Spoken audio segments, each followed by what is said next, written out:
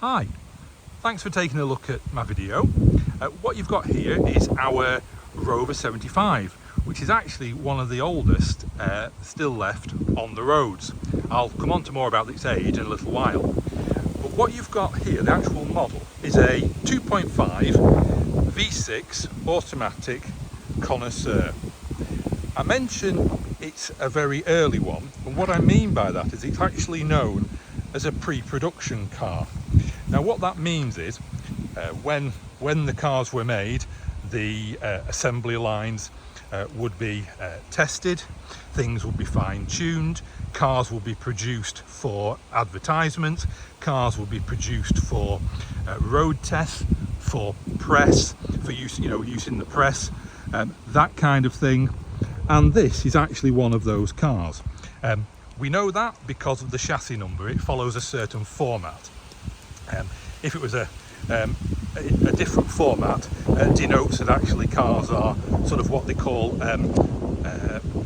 production cars. In fact, there's a Rover 75 as part of the Gaydon collection, which is a production car, but it's actually newer than this because it's when Rover 75s went into full production. Again, this is called a pre-production, so it's all about those early days of the 75s being built.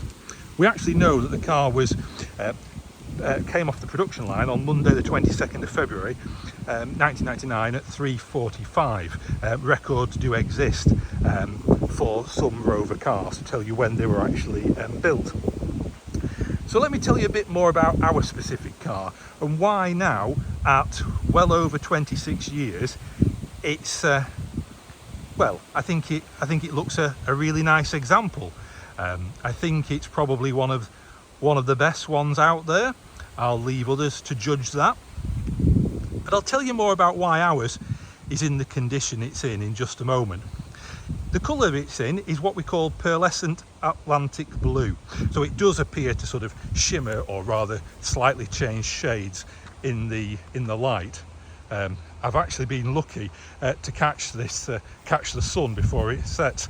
This is the last day of July in 2025, and you'll see from my YouTube channel, whenever I'm filming one of our cars, this is actually my dad's, although I think I've driven it, well, just as much as Dad, perhaps he's driven it a bit more. But whenever I film them, I always come to this same spot. It's handy because, well, actually, it's as you can see, it's at a church. It's often quiet when I tend to come round and film.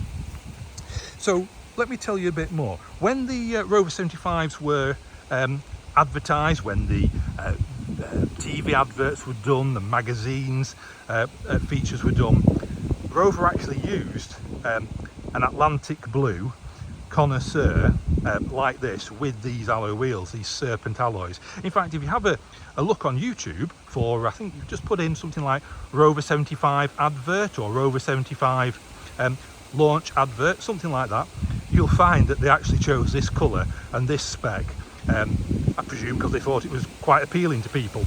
Anyway, let's tell you a bit more about ours. So it's done just over 40,000 miles, as I say, at the end of July 2025, about 45,600 or 700, I think, when I was driving down here. Now, because it's a very early one and used for, well, we don't know exactly what the car's use was when it was first registered to Rover, but unfortunately those records of what actually it performed with Rover, what its function was, have long since been lost to time. So we can only speculate, but we know that actually the spec on the car is a bit of an unusual one. So a Connoisseur had a number of features, but this has had a number of options. We've got here different alloys. It's got, not only has it got electric seats, which would have been standard, but actually it's got a memory of the seats. And those seats you can actually recall the position of using the two personalised keys. So basically, when you unlock the car, if the seat isn't in your position, you can use the key to put it back to your position. Because there's a couple of memories that are programmed up to seats. There are actually 3 memories, but one isn't associated with a key. So it's quite a nice little feature.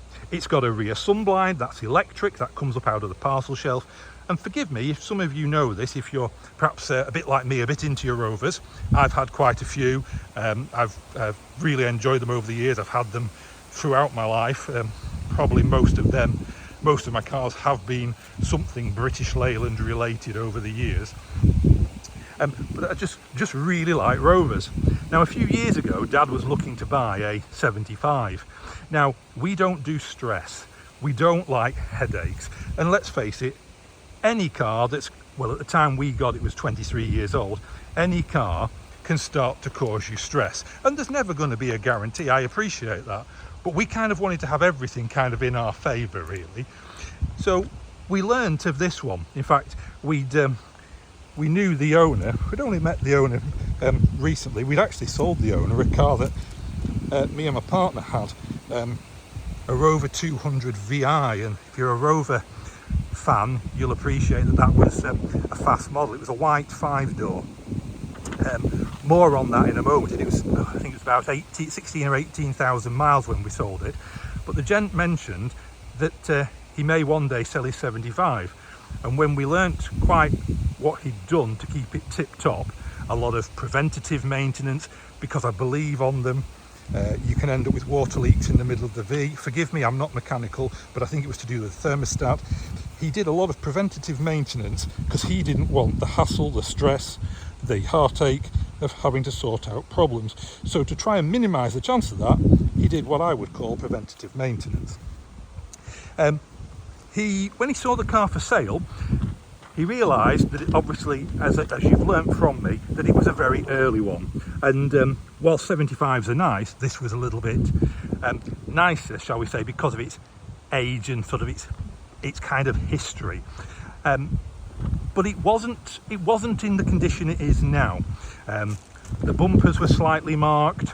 An old guy had it, so it had been Rover up until 2001, so that's a couple of years, and then it moved into this gent's hands until about 2018, so 17 years he'd had it. And I think he was a retirement age when he bought it, so it might have been a retirement present, I don't know. The gentleman has since passed away, sadly, so I can't find out anymore.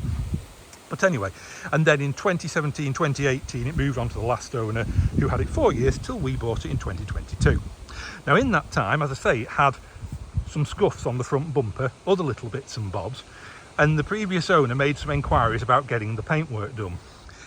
There was no chance it was going to meet his standards, which are incredibly high, if just those bits were painted.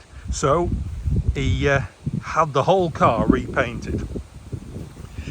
Now, you'll appreciate there's lots of trim to remove. Well, I know you don't have to remove the trim, but for this car, the trim was removed.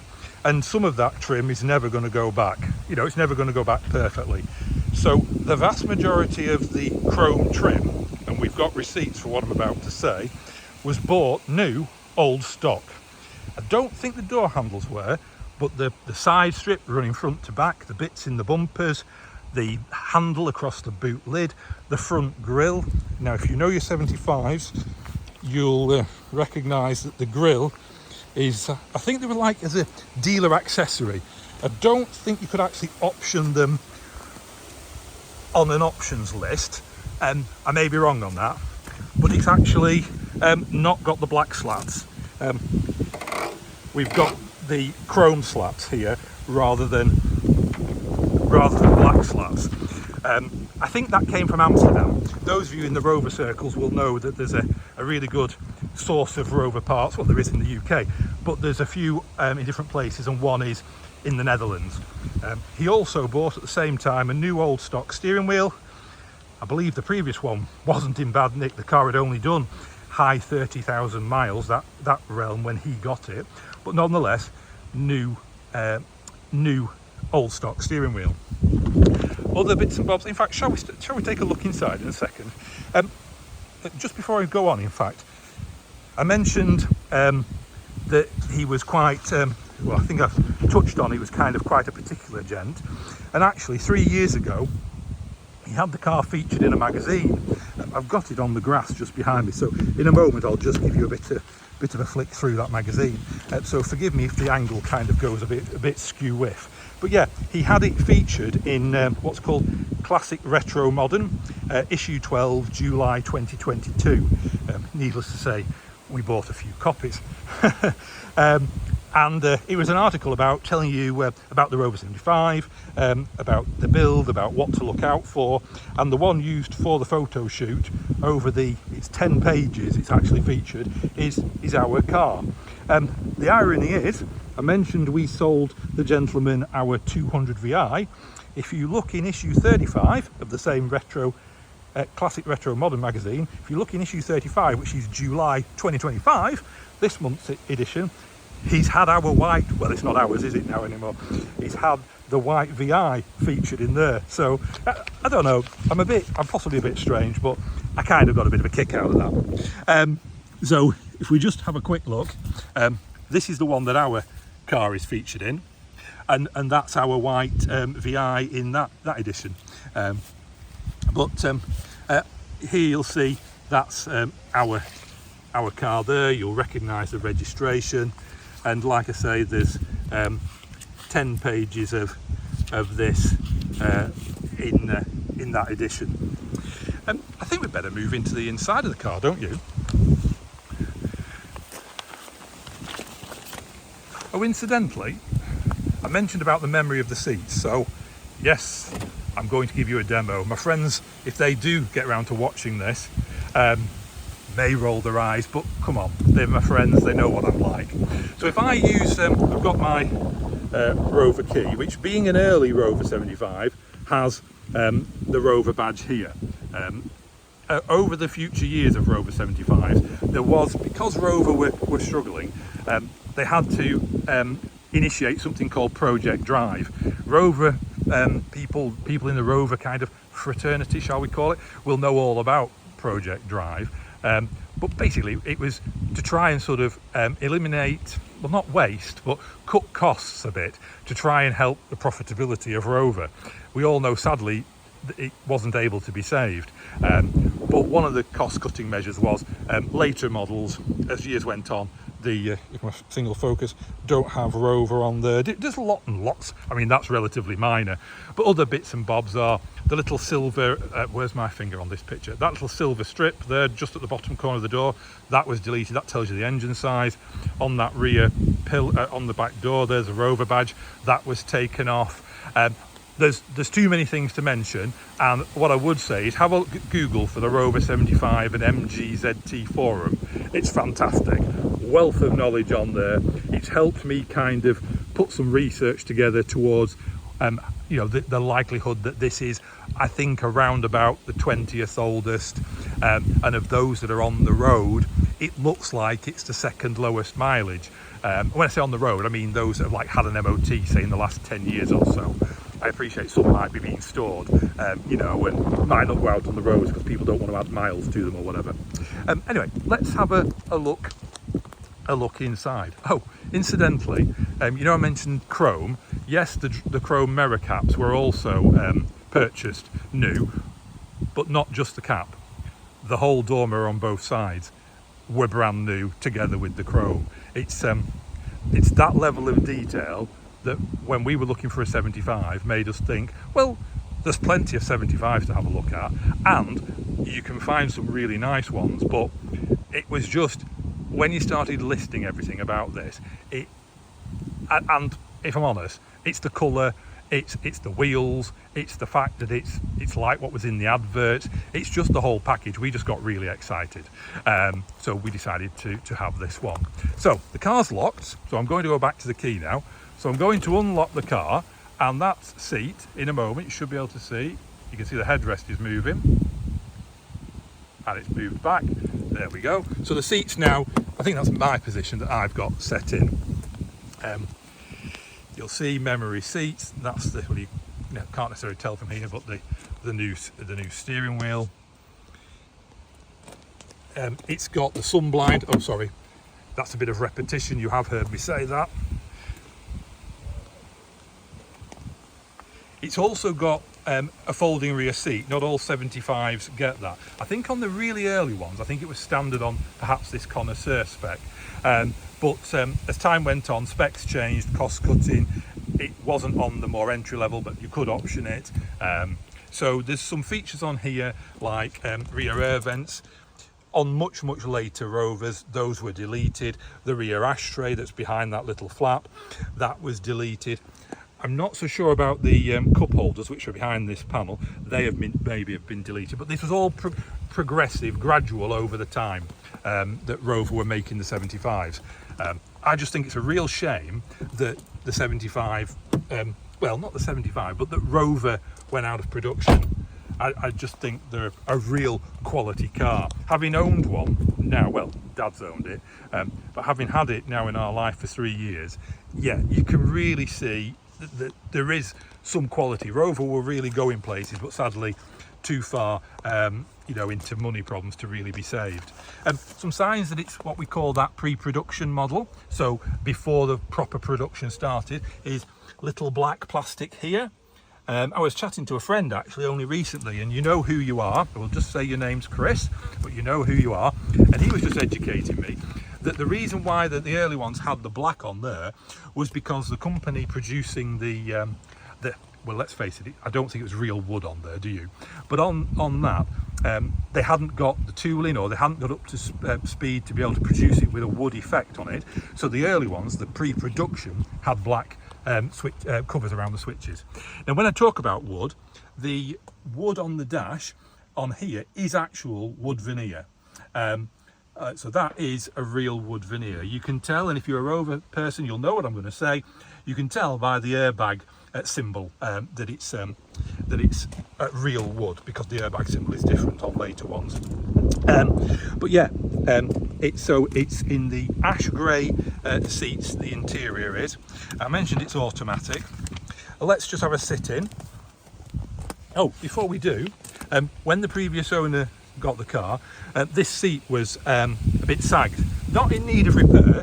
You can probably tell that's not needed a repair on it, or you know, there will be trimmers that can make it look like it doesn't need it, but it hadn't actually split or anything, but it had given way. This was really sagged. So what the previous owner did was have a new cushion put in, but whilst doing that, another part of this preventative maintenance was he had a new electric seat element fitted. The other one was working fine, but this is the kind of detail and the kind of reason why we thought, yeah, we'll really enjoy having this car.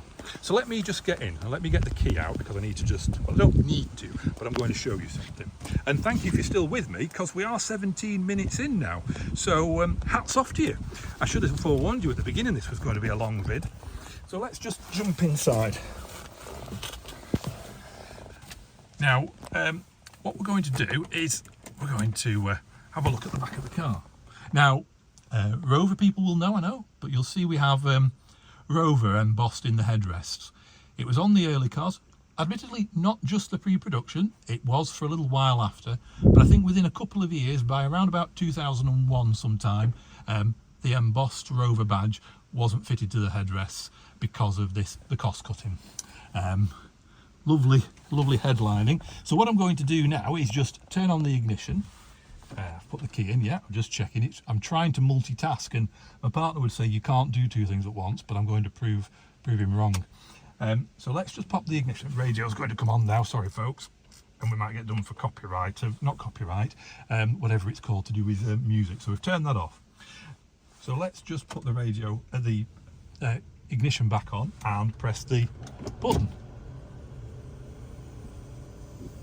One rear sunblind.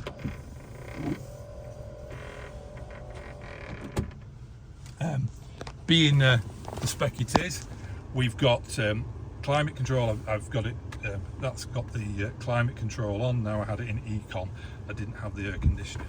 That's the rear sunblind switch. You've got heated seats, you've got dual cup holders. Being a connoisseur, it gets one at this side. Other specs didn't get them, get two, and I think eventually they did potentially delete the two and only had one. Might have got that slightly wrong, but I know on a connoisseur you got two. You got one on the, I think the driver's side one was the one that was added on this particular spec. So that's the little badge. That's in sort of like, well, I presume it's kind of like stuck on, but if you look at ones without wood veneer, this is like recessed in, so you can tell it's what, presumably plastic or whatever it is. I must admit, I don't know. So that's the interior. Let's have a look under the bonnet. Okay, I'll take my bit of paper. We'll have the key. We also believe that that's where it came from after Rover had it, SMC. There are 2 key rings for it, and whilst I've not got any documentation that says it came from SMC, that's a kind of assumption that I'm kind of making, because why would you have 2 SMC key rings? Let me just pop the bonnet for you. Hard to do when you're trying to film. So as I say, 2.5 V6 automatic.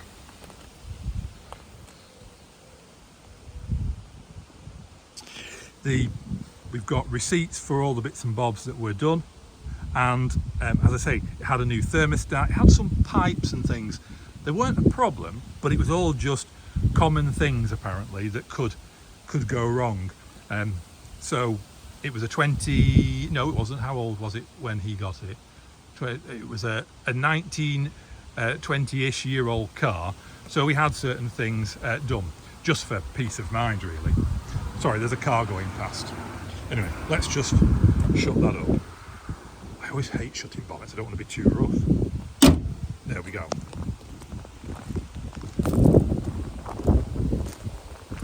So let's just have a look in the boot.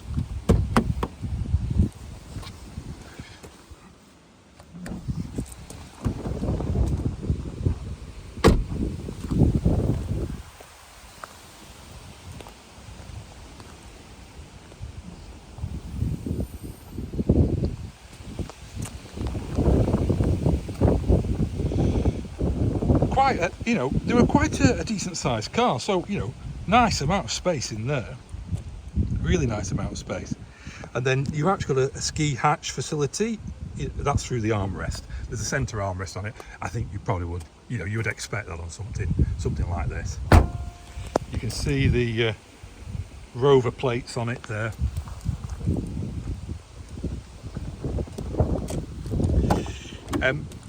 The previous owner also had the sorry, I'm getting a bit I'm trying to put my hand over the lens so you can see a bit of that, it's just reflecting a bit.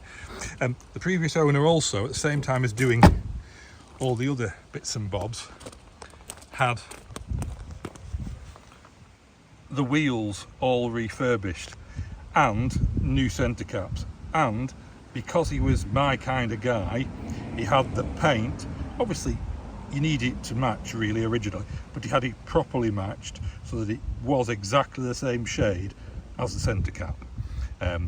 That's the right thing to do. Yes, it's quite fussy, but it's the right thing to do if you're going to do a job. Well, that's my view anyway. So all were refurbished. Also, he had the cam belts done. I think there's 3.